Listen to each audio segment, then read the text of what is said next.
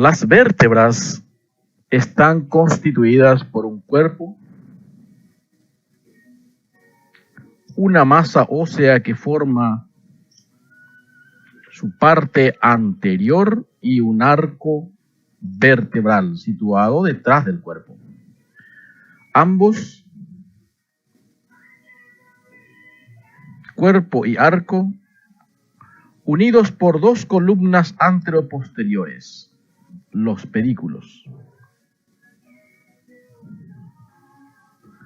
El cuerpo vertebral ocupa la porción anterior de la vértebra. Tiene la forma de un cilindro de dos caras, superior e inferior, y es convexo hacia adelante.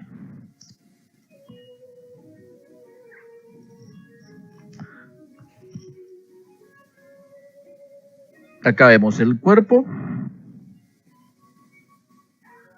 y el arco. El arco vertebral colocado detrás del cuerpo está unido por los pedículos, derecho e izquierdo. Comprende dos láminas, dos pedículos, dos escotaduras vertebrales superiores, dos escotaduras vertebrales inferiores, un foramen vertebral, dos apófisis articulares superiores, dos apófisis articulares inferiores, dos apófisis transversas, una apófisis espinosa.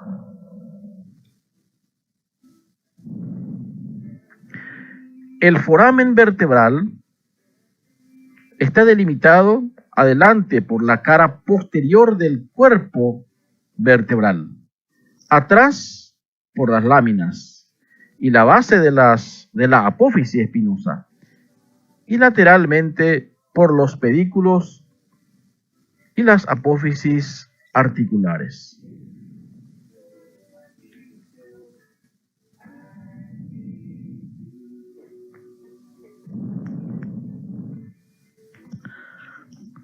Acá observamos una vértebra torácica. Su cuerpo es redondeado. Por delante de los pedículos observamos dos fositas costales, superior e inferior, que están cerca de los bordes del cuerpo. La apófisis espinosa se dirige hacia abajo y atrás. Es larga y de sección triangular que se estrecha hacia el vértice. La apófisis transversa presenta una carilla articular para el tubérculo costal.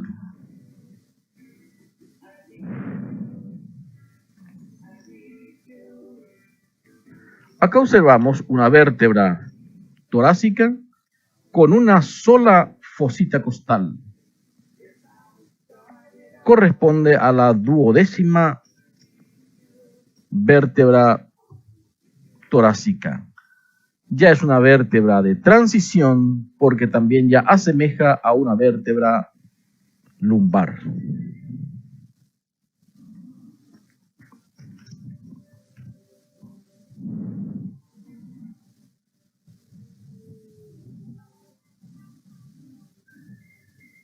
Estas son vértebras torácicas. La número 6.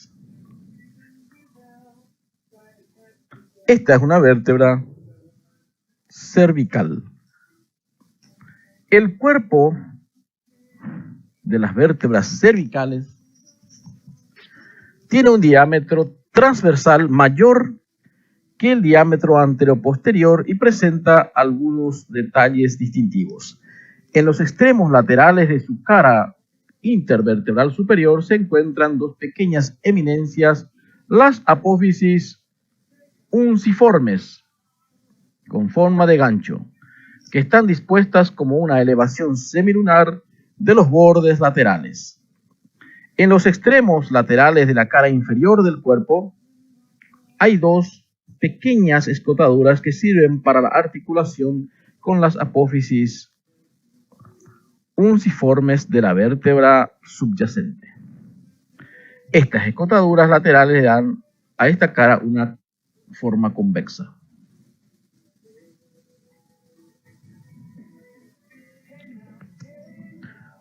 El foramen vertebral de una vértebra cervical es triangular, de gran tamaño en relación con el cuerpo y con una base anterior más amplia.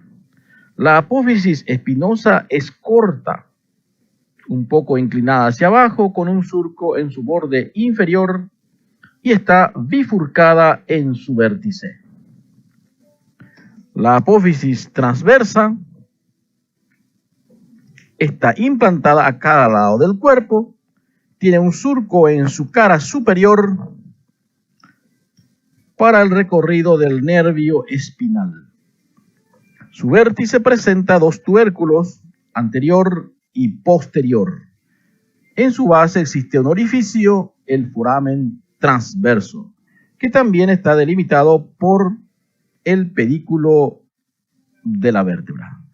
Atravesando cada foramen transverso pasa la arteria vertebral,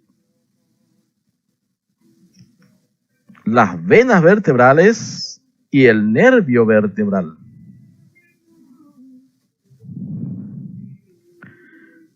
Acá observamos la primera vértebra cervical, el atlas, y acá la segunda vértebra cervical, el axis.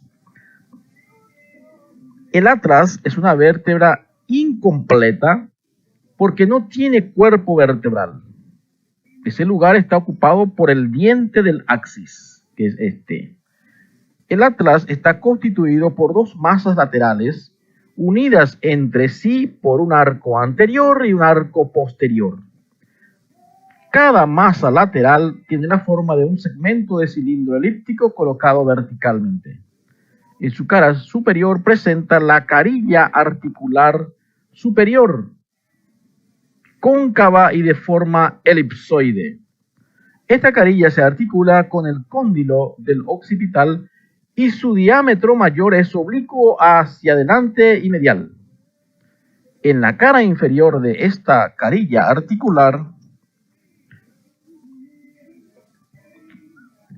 se articula el axis.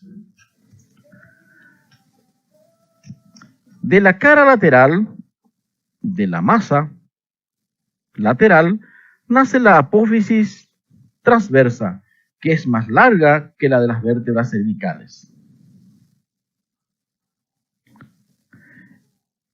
En la línea media de la cara posterior del arco del atlas hay una fosita para el diente del axis.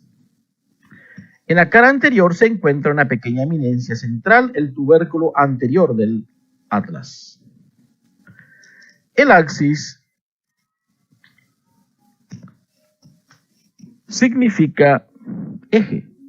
Tiene una eminencia vertical que se dirige hacia arriba desde el extremo superior de su cuerpo, que se denomina diente del axis o apófisis odontoides. En su extremo superior presenta el vértice del diente. En su cara anterior se encuentra la carilla articular anterior para articularse con el arco anterior del atlas. Y en su cara superior la carilla articular posterior para el ligamento transverso. El axis presenta dos carillas articulares superiores para el atlas y dos carillas articulares inferiores para la tercera vértebra cervical. La apófisis espinosa es ancha y es corta, y la apófisis transversa es corta y no está dividido.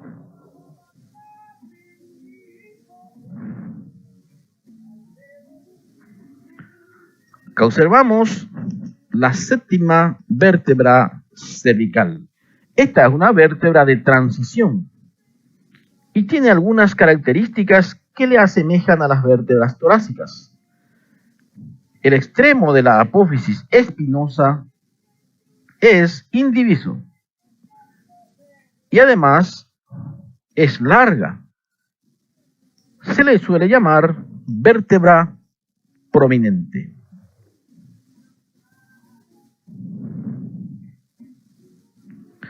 Acá estamos observando entonces las vértebras cervicales, exceptuando el atlas. Acá ya observamos también la primera vértebra torácica. La séptima es esta, la vértebra de transición o vértebra prominente. Veamos ahora las vértebras lumbares. Esta es una vértebra lumbar, muy diferente que las anteriores.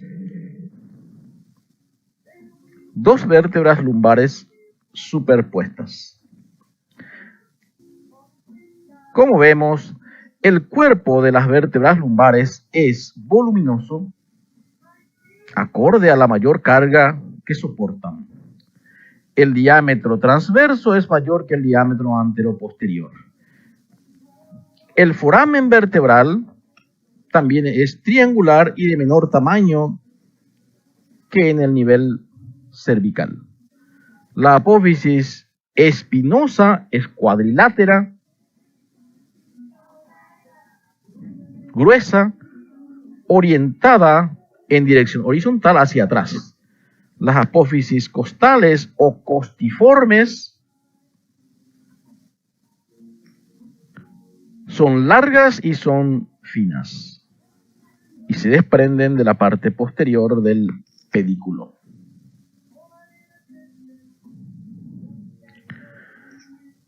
Acá observamos los discos intervertebrales. Este es un disco intervertebral. Los discos intervertebrales son estructuras fibrocartilaginosas que tienen la forma de lente biconvexa. Su grosor varía según los distintos niveles de la columna. En la región lumbar son más gruesos.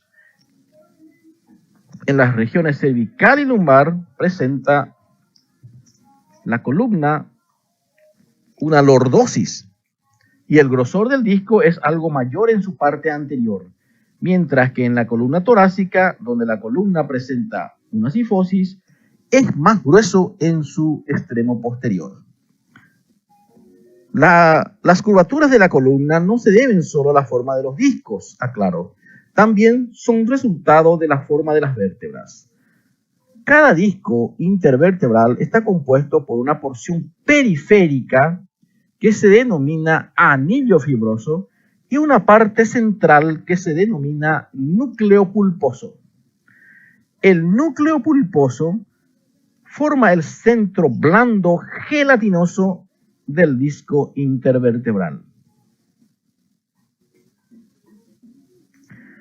En los movimientos de la columna, el núcleo pulposo tiene la forma de deformarse y desplazarse y de esta manera amortigua la presión recibida por los movimientos y el peso.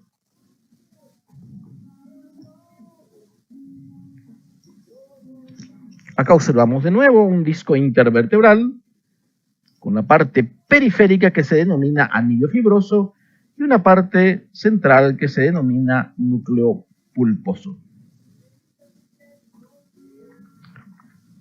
La columna vertebral está constituida por piezas óseas superpuestas, las vértebras, cuyo número habitual se encuentra entre 33 y 34. Se divide en 4 porciones que de arriba hacia abajo son cervical, torácica, lumbar y pélvica.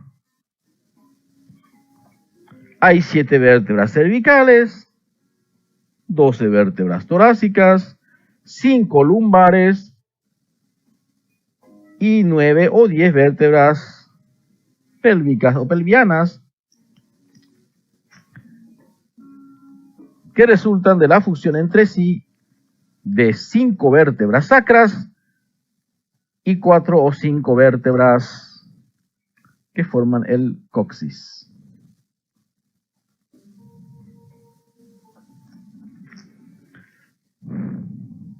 Acá observamos la articulación de una costilla con las vértebras. La articulación de la cabeza con la fosita costal y del tubérculo con la apófisis transversa.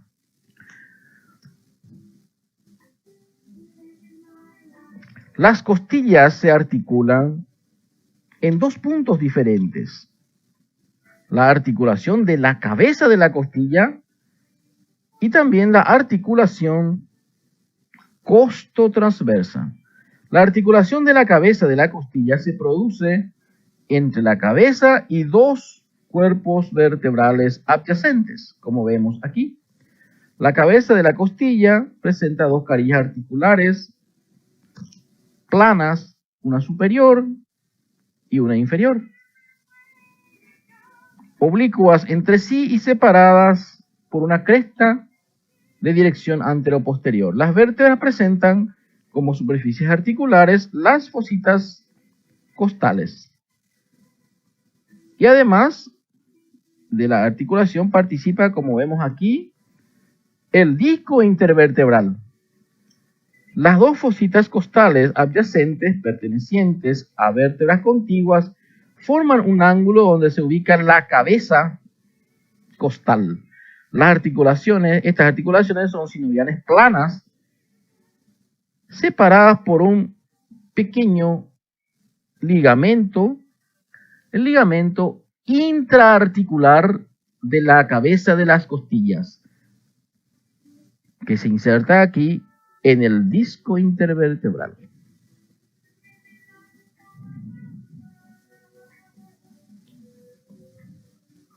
Acá observamos las 2 fositas costales y en el centro, en el medio de ellos, el disco.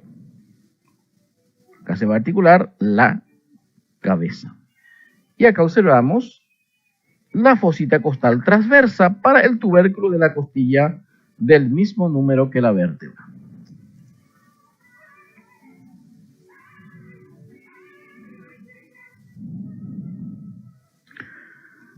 Veamos las articulaciones de las vértebras. Y en primer lugar, las articulaciones de los cuerpos vertebrales entre sí. Acá observamos las articulaciones uncovertebrales. Estas articulaciones se desarrollan a partir de los 10 años aproximadamente de edad.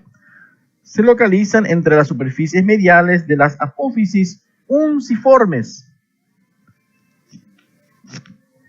y las escotaduras laterales de la cara intervertebral inferior de las vértebras cervicales. Estas superficies están siempre cubiertas por cartílago y entre ellas se desarrolla una hendidura que da origen a la cavidad articular, similar a las articulaciones sinoviales. Esta cavidad se ubica en los extremos laterales de cada disco intervertebral. Lateralmente está limitada por un tejido conectivo que actúa como una cápsula articular.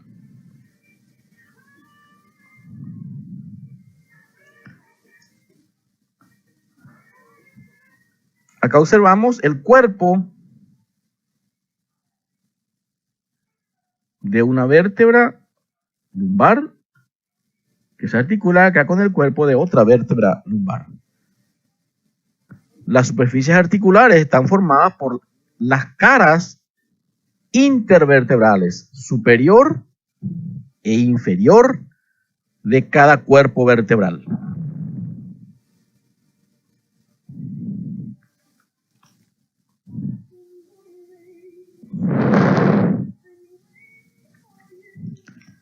Por delante y por detrás de los cuerpos vertebrales se encuentran los ligamentos longitudinales anterior y posterior, respectivamente, que unen los cuerpos vertebrales entre sí. Además, los cuerpos vertebrales se articulan por medio del disco intervertebral, fibrocartilaginoso, que se encuentra entre los cuerpos. Esta articulación pertenece al grupo de la sínfisis, dentro de las articulaciones cartilaginosas o sincondrosis. El ligamento longitudinal anterior, que es este, está fuertemente adherido a la cara anterior y media de los cuerpos vertebrales y unido un poco más laxamente a la cara anterior de los discos intervertebrales. Se extiende desde la porción basilar del hueso occipital hasta la cara anterior del sacro. El ligamento longitudinal posterior se dispone verticalmente uniéndose a los bordes posteriores de los discos intervertebrales y a la cara posterior de los cuerpos vertebrales, sobre todo en sus bordes superior e inferior. Cubre la pared anterior del conducto vertebral. Su extremo superior se inserta en la cara posterior del cuerpo de la tercera vértebra cervical, desde donde sus fibras se continúan hacia arriba con la membrana tectoria. Hacia abajo se estrecha progresivamente, formando una cinta que se fija en la cara anterior del conducto sacro.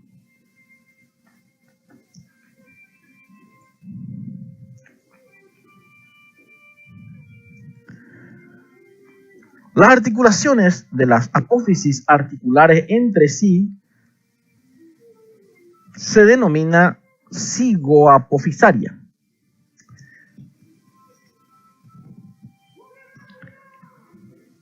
Estas son articulaciones sinoviales.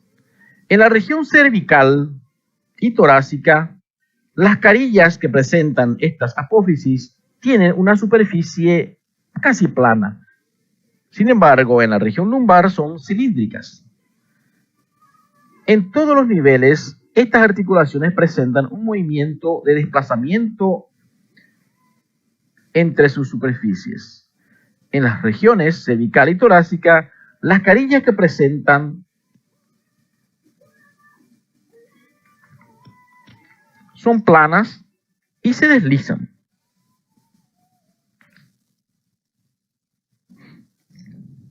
Son artrodias.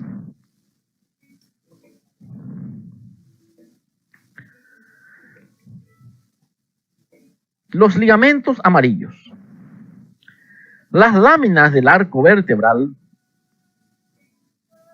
que son estos, están unidas entre sí por medio de los ligamentos amarillos. Es una sindesmosis. Estos ligamentos tienen forma cuadrangular. Su ancho y su altura está determinado por la distancia entre las láminas, que es diferente en las distintas regiones de la columna. El extremo superior del ligamento amarillo se inserta en la parte inferior de la cara anterior de la lámina suprayacente y su extremo inferior se inserta en el borde superior de la lámina subyacente. El extremo lateral se une a la parte medial de la cápsula articular cigoapofisaria. En su extremo medial se reúne con el ligamento amarillo del lado opuesto. El ligamento amarillo es muy resistente y elástico.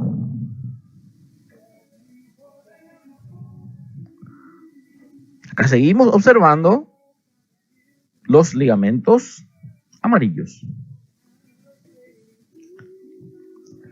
Las apófisis espinosas están unidas entre sí también por dos sindesmosis: el ligamento interespinoso y el ligamento supraespinoso. Los ligamentos interespinosos ocupan el espacio entre dos apófisis espinosas de vértebras vecinas. Estas láminas fibrosas se insertan en el borde inferior de la apófisis espinosa superior y en el borde superior de la apófisis inferior. Por delante llegan hasta el lugar de reunión medial de los ligamentos amarillos.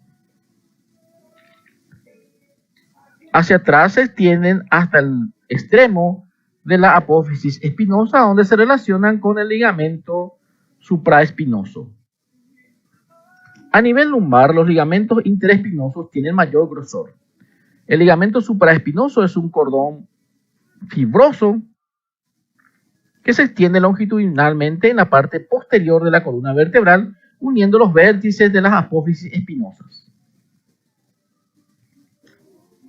En los niveles lumbar y torácico se dispone como un engrosamiento de los bordes posteriores de los ligamentos interespinosos.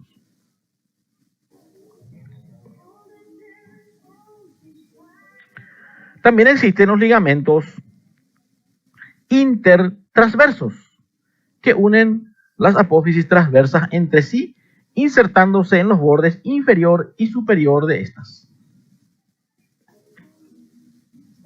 Acá podemos observar entonces estos ligamentos interespinoso y acá se observa el ligamento supraespinoso. También acá en este dibujo observamos el ligamento longitudinal posterior y los ligamentos amarillos. La columna vertebral, como vemos, no es rectilínea, sino que presenta curvaturas. Cuando la curvatura de la columna es cóncava hacia adelante,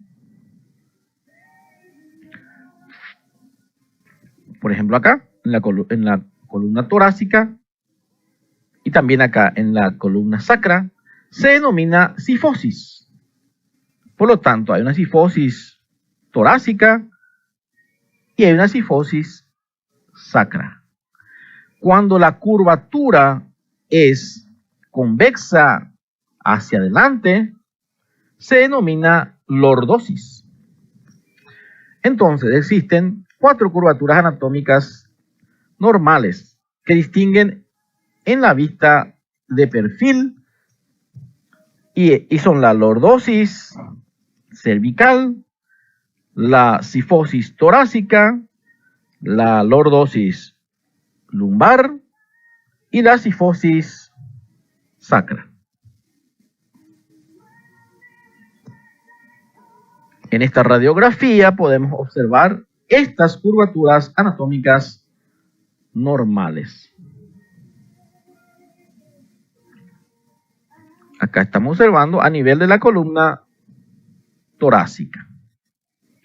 Y aquí empieza la columna lumbar. En esta vista postero-anterior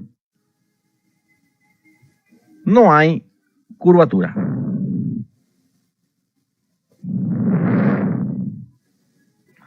Aquí se observa una radiografía entonces en esta vista postero-anterior que es rectilínea. En esta vista antero-posterior y postero-anterior, la columna es rectilínea. Las curvaturas se observan en esta vista de perfil. Las 4 curvaturas normales que presenta la columna vertebral. Seguimos observando aquí, en esta vista antero-posterior, rectilínea. Y acá observamos a nivel lumbar la curvatura en esta vista de perfil y rectilínea en esta vista postero-anterior. Estamos observando a nivel ya de la columna pelviana, las vértebras sacras y el coxis. Y aquí nuevamente una vista de perfil. Las curvaturas de la columna vertebral anormales también existen. Cuando se presentan exageradas o desaparecen las curvaturas normales, o cuando aparece una desviación lateral de la columna vertebral, como estamos observando en estas radiografías. Esto se denomina escoliosis.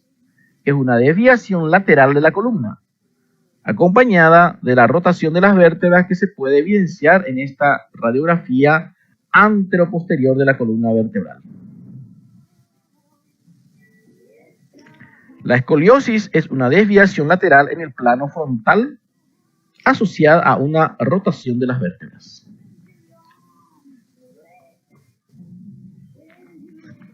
¿Qué es el foramen o agujero intervertebral? Acá estamos observando los forámenes intervertebrales. El foramen intervertebral, que antes se denominaba también agujero de conjunción, se encuentra limitado por las escotaduras vertebrales de dos vértebras sucesivas, también por el disco intervertebral entre los cuerpos de estas vértebras. El límite superior corresponde al pedículo de la vértebra ubicada por arriba y el límite inferior lo forma el pedículo de la vértebra ubicada por debajo. El límite posterior está formado por la articulación entre las apófisis articulares. Es la articulación cigapofisaria. El límite anterior forma el cuerpo y el disco intervertebral interpuesto entre los cuerpos de la vértebra.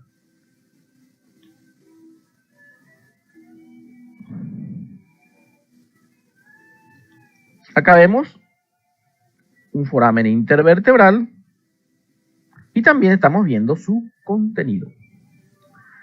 Atravesando el foramen intervertebral se encuentran los elementos que entran y salen del conducto vertebral en este nivel. El nervio espinal. Acá observamos entonces los nervios espinales. El nervio espinal correspondiente pasa por el foramen y en la región profunda de este se encuentran sus dos raíces y también su ganglio. Como observamos aquí, el ganglio espinal o ganglio dorsal. También por el foramen pasa el ramo meningio del nervio espinal de dirección recurrente. También los vasos, la irrigación arterial para el contenido del conducto vertebral llega mediante la rama espinal de las arterias vertebral, intercostales, posteriores, arterias lumbares también y sacras laterales, de acuerdo con el nivel de la vértebra en que se encuentre el foramen. Esto es un foramen entonces, y acá estamos viendo el nervio espinal o raquídeo como contenido. Ese es el nervio espinal o también se denomina nervio raquídeo. Y esto es lo que puede ocurrir cuando se produce una herniación del núcleo pulposo del disco intervertebral, que puede comprimir al nervio espinal en su emergencia en el foramen intervertebral.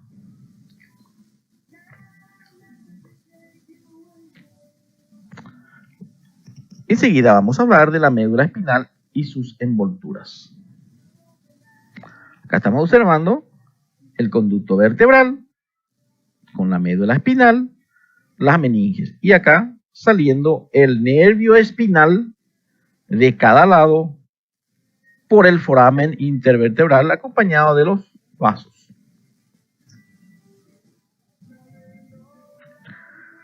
El conducto vertebral.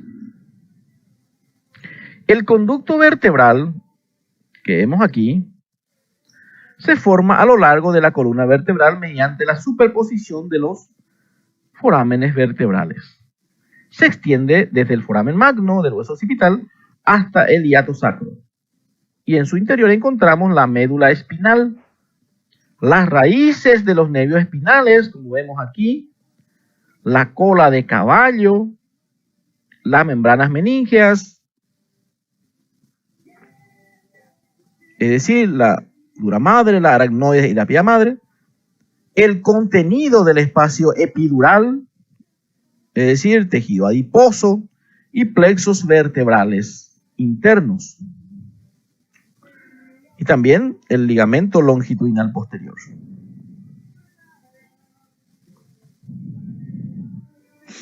Tenemos